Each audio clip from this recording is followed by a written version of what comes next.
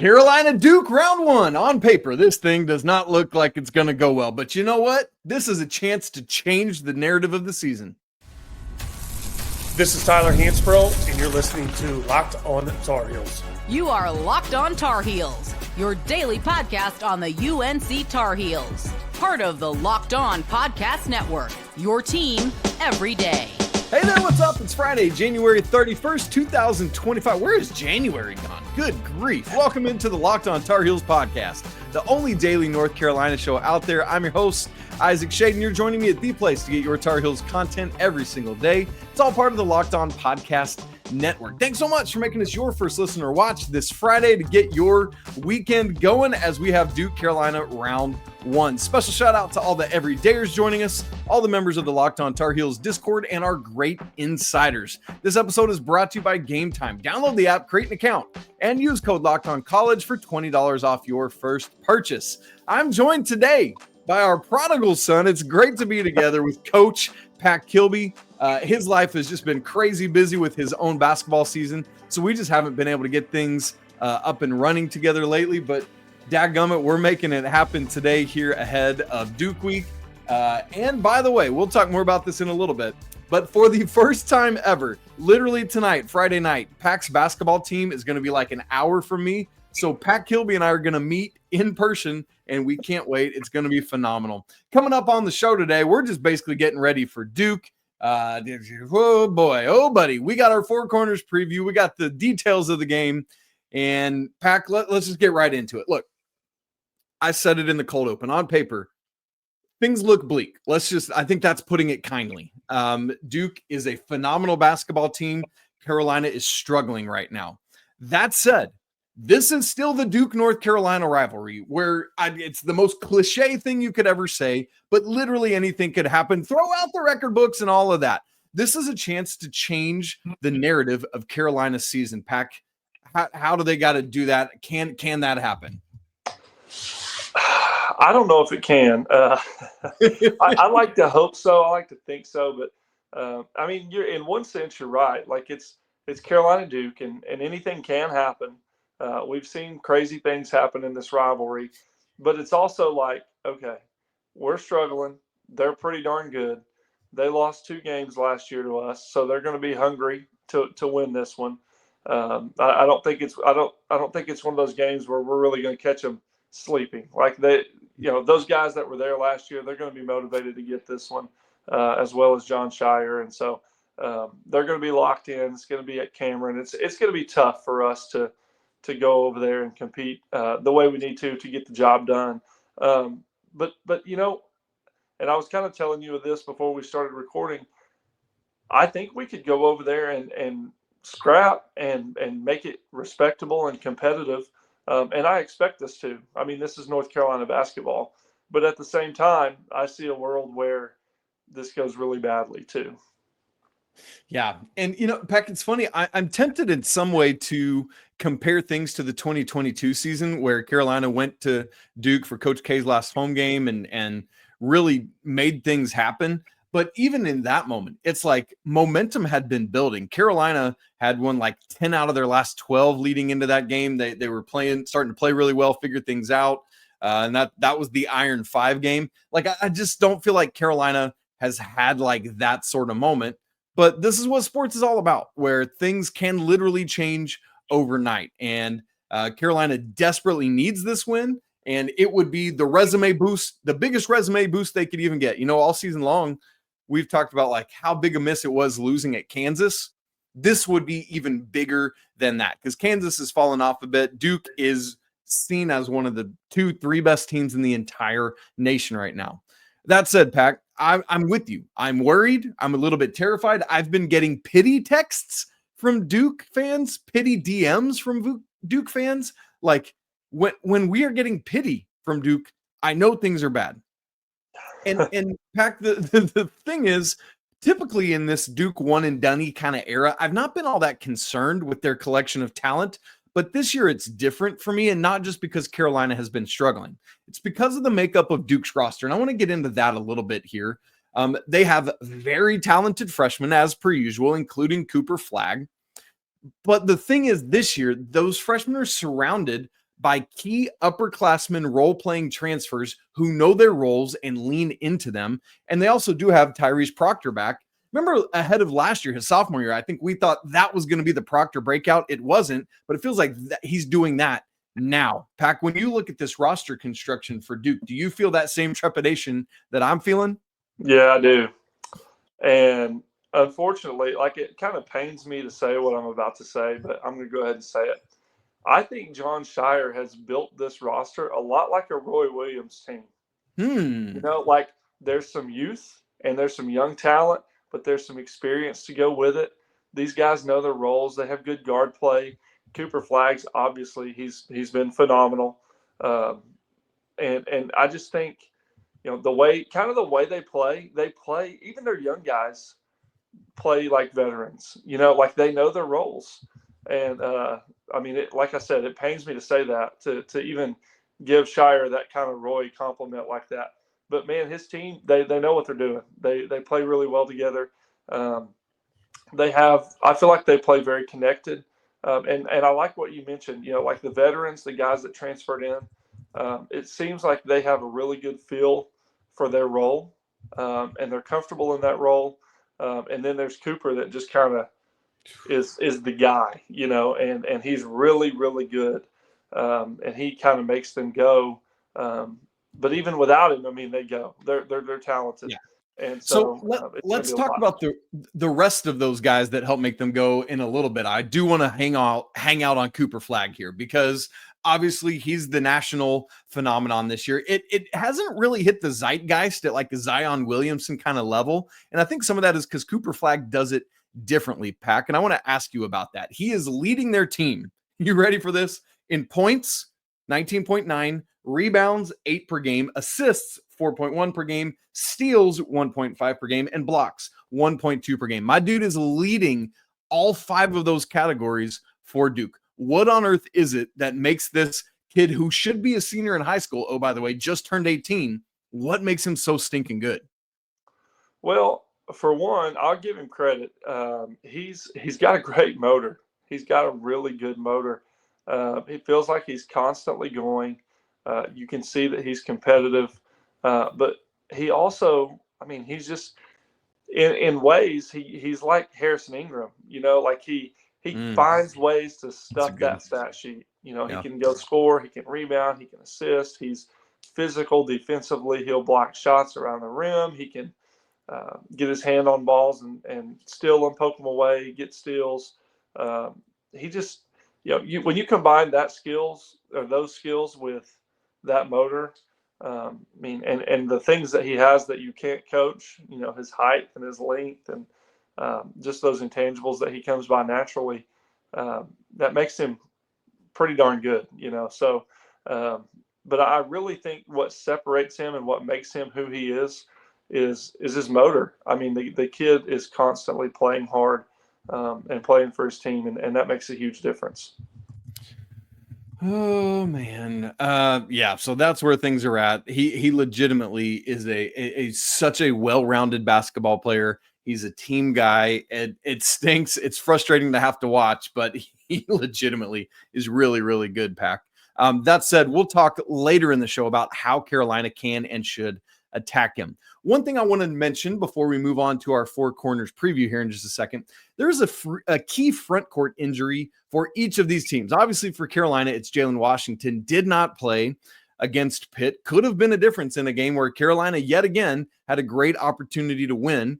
At Thursday's press conference, Coach Davis said, quote, that he expects Jalen Washington to practice today, meaning Thursday, though he isn't sure how much yet. And the Tar Heels did not practice yesterday, meaning Wednesday. So, Pac, we don't have any updates since then. How did practice go? Was he able to do it? So really just be watching for things on Saturday. Is he dressed? Is he doing what's going on? For Duke, Malik Brown, the Syracuse transfer, the best interior defender, best post defender on this team, hasn't been playing since January 11th. He's been out. He's been working his way back though, Pac. He went through pregame drills Monday night in their game against NC State. And per Brendan Marks, Coach Shire said there's a chance Brown will return Saturday. He's practiced this week and felt good, but it's a matter of conditioning, and the determination will be made Saturday after Thursday and Friday's practices. So, Pack, how, we saw Carolina in action Tuesday night without Jalen Washington. We've obviously seen how Duke changes some things without Malik Brown. How critical is it for the Tar Heels, who already look like but are a massive underdog to Duke, to get Jay Wash back for this game? Well, I think it's pretty critical. I'm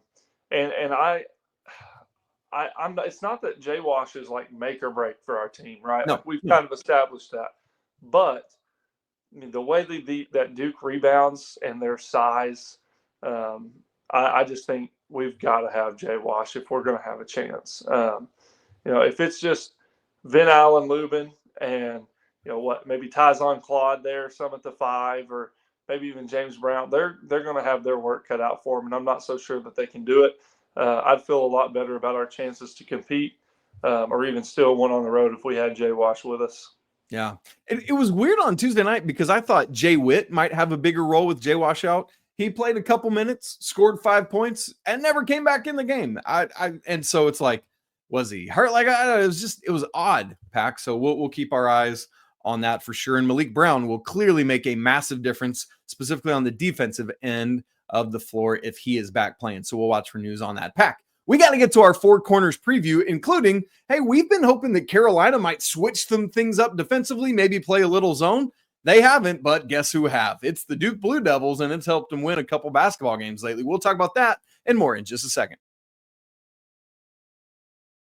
Right after I tell you about Game Time. Attending NFL playoff games is an experience unlike any other, man. The energy, the excitement, the connection with other fans, it's unmatched. And all that's left is the big game for this year coming up in like a little over a week now. I remember the thrill of seeing getting to big playoff games. We're talking Duke and Carolina right now. Being at that Final Four game in New Orleans a couple years, man, it was crazy and a memory I'll never forget.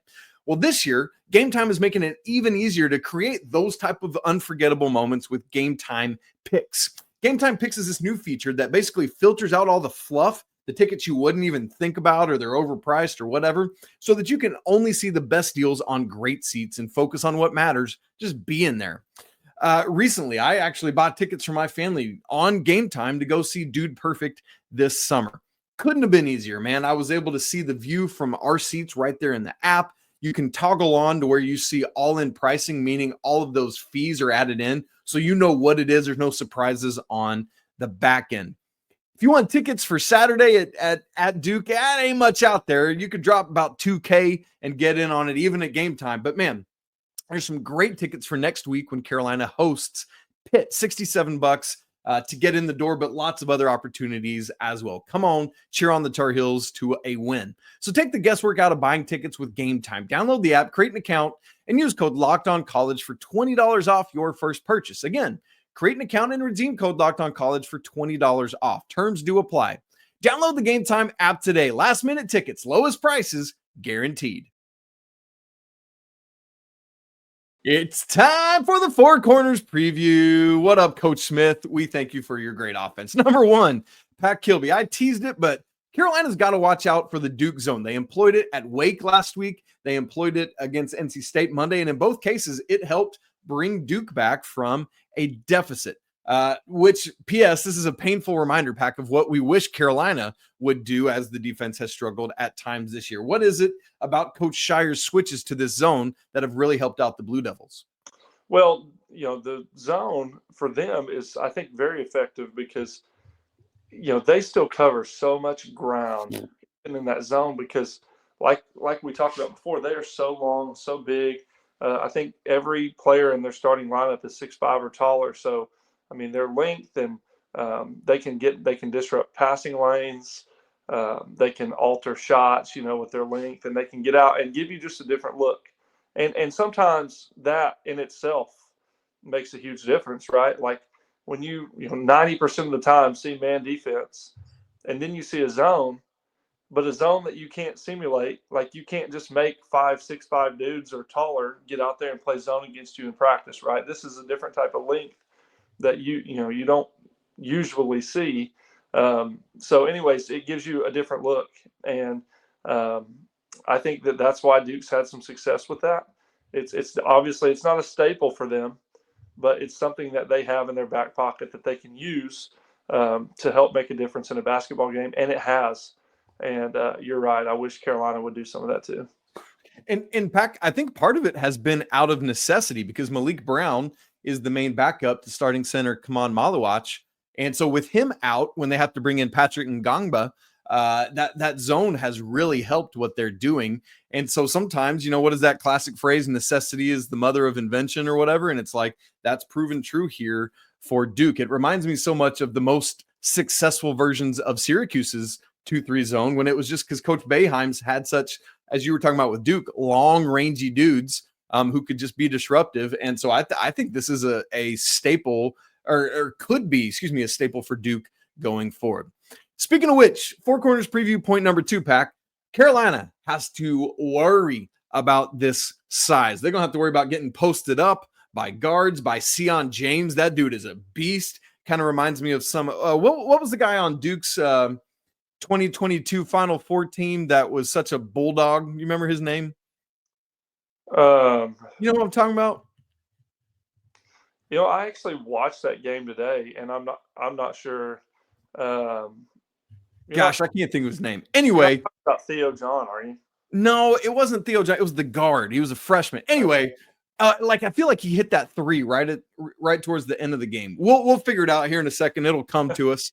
But it's like that kind of thing. Sion James can take you in the paint as one of their guards and do it. You just said it a minute ago, Pac, but literally nobody in Duke's rotation, not just the starting 5, their entire rotation is under 6'5" per KenPom. They are the tallest team in the nation. And let's remember, with Jay Wash out and the switch getting Drake Powell out of the lineup, Carolina's starting lineup the past couple games has been 6 foot, 6'1", 6'3", 6'4", and 6'8", meaning that Duke's shortest player in their rotation is taller than 4 of Carolina's 5 starters.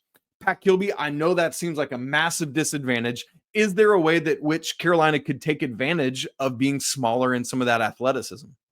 Well, if they, I think they could potentially get up and pressure and pick up full court some and maybe try to influence the tempo of the game. I think where Carolina could have success is if we do get it going really fast and get them to take quick shots, potentially some long shots that jump starts our fast break, right? But if Duke's going to want it to be more of a half-court game because of what you mentioned. They're going to want to come down and find the matchup that they want and get it posted up and play off of that post up, whether they go and take advantage of that and score or, if they force us to have to double and then they pass out of it and find the, shot that they want through that. That's what they're going to want to do.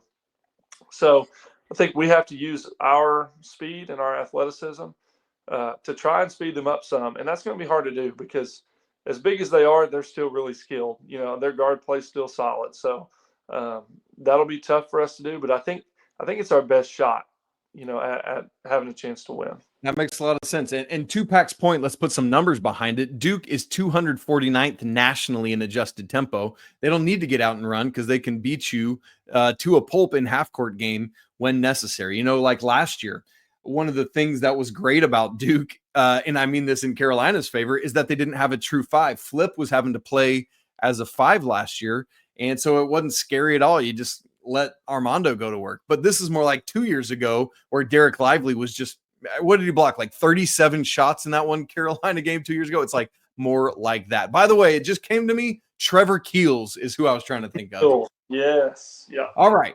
Four Corners preview point number 3. You got to box out like crazy. Pat Kilby, Duke is 29th in the nation in total rebounds per game. They really shine on the defensive end where they are 15th nationally in defensive rebounds per game.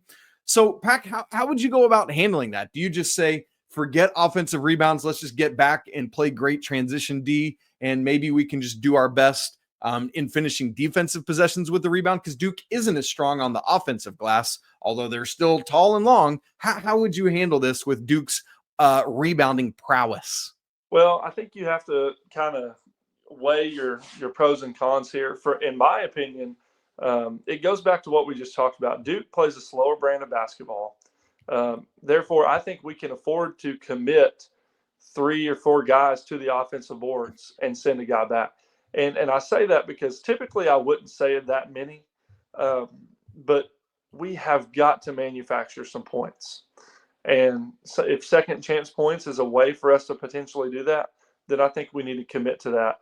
And I think we can afford to, because of what we talked about, how they prefer to play more of a half-court game and find the matchup they want and exploit that. So we need to create some second chance points, even though that'll be very hard to do. And then you're right. I mean, we've got to be committed to finishing possessions, because if we go giving up second chance points, then we're going to find it really hard for us to stay in the basketball game. So we got to force them to take tough shots. We got to speed them up, and then we got to block them out and finish those possessions with rebounds. All right. Last one in the Four Corners preview. So much of this has been the Duke side of things. What do we got to worry about, and how do we deal with it? Let's flip this to the Carolina thing. Who's going to be the dude, Pat Kilby? And here's what I mean by that. Last year, let's remember this. The first game, the game at Carolina, Harrison Ingram went off, like rained in threes. The game at Cameron last year, our dude Cormac had a night. He went wacky. So who is it that's going to go off tonight at Cameron, or tomorrow night at Cameron? Well, to be honest with you, I think there's only 3 guys I feel comfortable about saying that, calling them a dude. Right now, I think we could see Seth Trimble show up and make a huge difference on the game, just strictly from the, I want to win, and he plays so hard. But then I think our 2 freshmen, Drake and Ian, I expect them to, be ready to go and be hooked up. And those are the only 3 people I feel like I consistently trust right now. And that seems crazy not putting RJ on that list. But okay, answer that, because I was going to ask you, why would you not add RJ into that list? Because he's been very inconsistent this year. It's just been up and down, it feels like. And going into this game, it's going to command a lot of toughness, and it's going to be physical. And the guys I expect to rise to that are the 3 that I named. But since I have to just pick one, I'm going to say Ian. I think if we get it done, he's been the guy that's been just an absolute dog for us and stepped up on both ends of the court. Yep. And he's got the positional size and speed and stuff that could really, I think, hang with Duke and what they're doing. And let's remember too, with RJ Pack, it just occurred to me as you were talking, I feel like it was the first Duke game last year where we first saw an opposition have the blueprint of really taking RJ Davis out of the game. Remember, they got that length on him, I think, with Tyrese Proctor, if I remember correctly. And that was where we really started to see, teams are figuring out how to stop RJ, which most teams didn't do all year. And then others started employing that.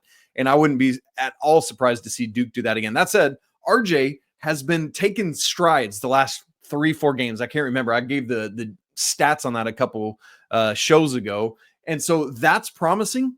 But again, Duke really knows how to take him out of the game. So he could be a little bit of an X factor in this game tomorrow night. All right, Pat Kilby, we got to get to the details of this game, make our predictions. I also got a couple things that I think, all right, we've talked about all the potential negatives. What can Carolina do? How should we attack? That's where we're going next.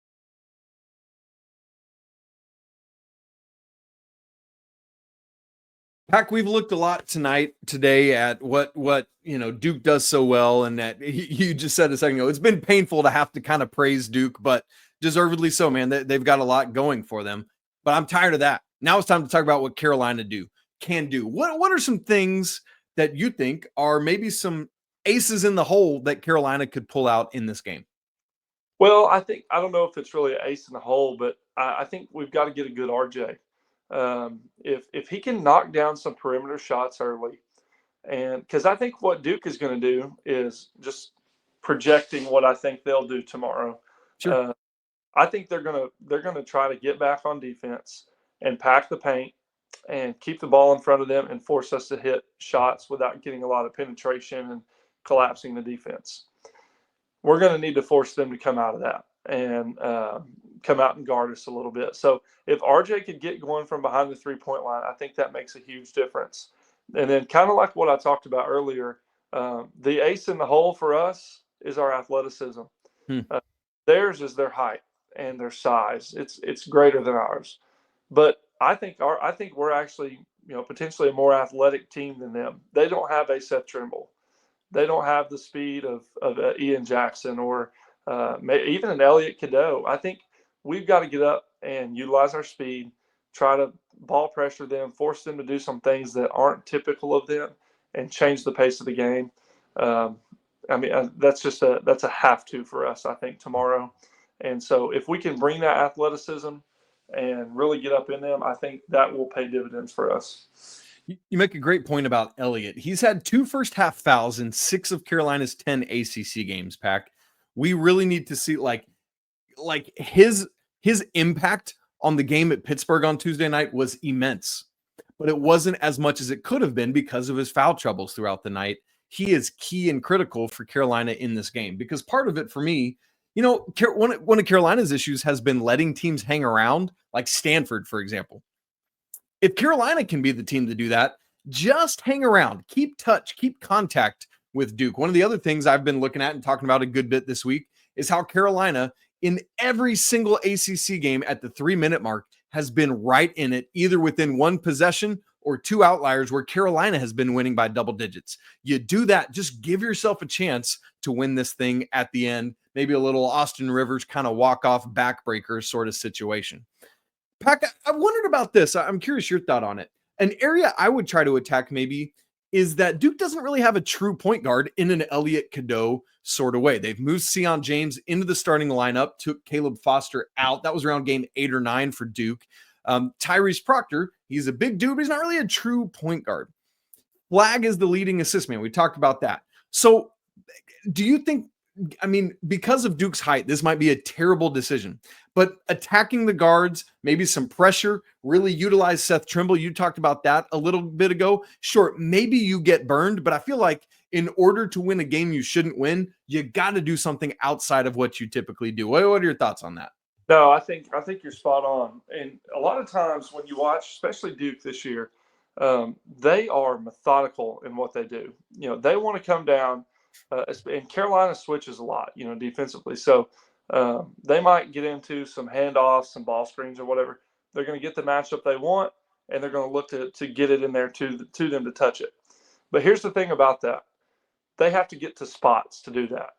Like when they're being pressured, they're thinking, oh, I've got to, handle this basketball and get it here to the wing so that we can initiate our offense. Yeah. And sometimes that can be a downfall because you're trying so hard to get to a spot instead of just blowing by somebody and going and making a play. And if we can get Duke out of getting to their spots and speeding them up, that's where I think they might get out of rhythm a little bit and make some decisions that they wouldn't typically make. And now I'm not saying that they're going to come down and turn it over every other possession or something. These guys are good basketball players. But if we create just 10 to 12 more possessions for ourselves, that's how we stay in contact right there. And then we have a chance to win at the end. Yeah, I like that. And part of that attacking for me is particularly if Malik Brown doesn't play or is limited, at least like get into the body of Kaman Maluach in the paint. Like part of what makes him so good, he's 7'2", he's got all this length. Get into his body and render that pointless. Maybe just draw some fouls on him and see what can happen. And that's an area where Carolina succeeds, right? The guards are so good at attacking. And that was one of the downfalls at Pitt on Tuesday night is Carolina only took 9 free throws. This team has to live at the free throw line, force the refs to blow the whistle. I think that could be a big win. Pack, very quickly, let me give us the details of the game. We'll make some predictions. Carolina at Duke tomorrow, Saturday, February 1st. Durham, North Carolina at Hansborough Indoor Stadium, 6:30 p.m. Eastern on ESPN. FanDuel has this game Duke minus 13.5. Carolina leads the all-time series 145-117, won both meetings last year. Of course, Duke won both meetings the year before. John Shire is in his 3rd year. The Duke Blue Devils were picked first in the ACC preseason poll. Right now, they are 2nd in the nation in the AP poll. They're 3rd in the net. They're 3rd at KenPom. They do it on both ends of the floor. They're 6th in offensive efficiency, 3rd in defensive efficiency. So far, Duke 18-2, 10-0 in ACC play, and they had the nation's longest winning streak at 14 games. Pat Kilby, there's a lot there. The usual starters, Tyrese Proctor, Sion James, Cooper Flagg, Con Knipple, who's the 2nd leading scorer. He's a dude. Even on games when Flagg isn't filling it up from a scoring standpoint, watch out for Knipple. He's really, really good there. And then who we've been talking about, Kaman Maluach. And then the kind of the reserves that'll play. Isaiah James is a 6'6" freshman. Caleb Foster's the other returning player to this team as a sophomore.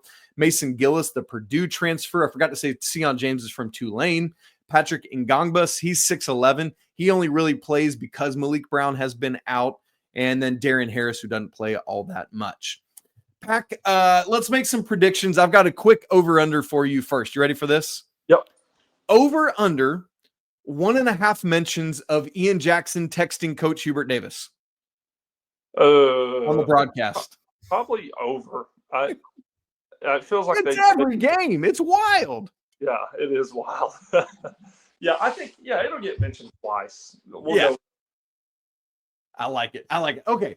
Pack, the line is 13.5 in this thing. Let's just pick it straight up. We can pick against the spread if we want to, but in reality, do the Tar Heels win this basketball game? No. I mean, that spread is kind of disrespectful though, right? 13.5 Carolina Duke, golly. But I don't think we win it. I think we'll go and we'll make it respectable. I say Duke wins 83-72.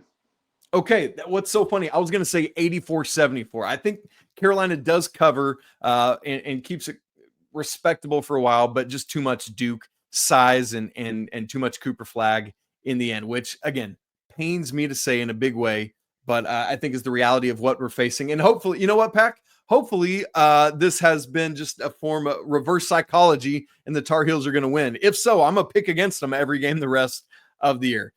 Pack, we mentioned it at the beginning, just on a personal note. Pack and I have literally never met in person. As wild as that sounds, we've been podcasting together now for 3 years. We were at the same place at the same time at the Final Four in 22, but we didn't know each other yet. It was just around that time where we started talking on Twitter, and now we've been doing this. And so Coach Pat Kilby and his Dale High School basketball team are coming to a school about an hour from me tomorrow night. So my family and I are driving over, and we're going to get to meet for the first time. Spoiler alert, I'm about 5'11". And Pack, remind everybody how tall you are. I'm 6'5". There it is. So these pictures are going to be hilarious. Just get ready for that right now. Pack, it's going to be fun, man. I can't wait. Yeah, it is. And just so everybody knows, I mean, we don't just do this like podcast together. Like we text a lot. We are involved in each other's lives. It feels like we've known each other for a long time. So it's kind of crazy that we're just going to meet in person for the first time, but it's going to be awesome. It's going to be a lot of fun. I'm looking forward to it. Ah, man, me too. Like, seriously, I've been so excited all week long. I can't wait. I'm a little bit giddy like a schoolboy. All right, Pat Kilby, great to be together. Great preview of this Duke game. Obviously, folks, we will go live post-game tomorrow night to unpack it all. Hopefully, a Tar Heel win, but we will see what happens there. If you're not subscribed to the show on video and audio, make sure you do that now so you don't miss a second. Hit that bell notification so you get notified as soon as we go live, and you can tap right in. Help us get to 10,000 subscribers in the first 3 years of the show on YouTube. We are 250 away, and you can be the next one to help us do that. Please dive in. We'd be honored if you would. If you haven't subscribed to Locked On Tar Heels on Discord, we'd love to have you there. It's a great community of Tar Heels fans. Now's the time to do it because it's going to be going crazy during this game Saturday. If you want to go even deeper with the show, Locked On Tar Heels Insiders, that link is in the show notes as well. It's a great way to help support what we do. It's always a great day to be a Tar Heel. We'll talk again tomorrow after the game, either to celebrate or have a therapy session. But until then, Pat Kilby, tell them. Peace.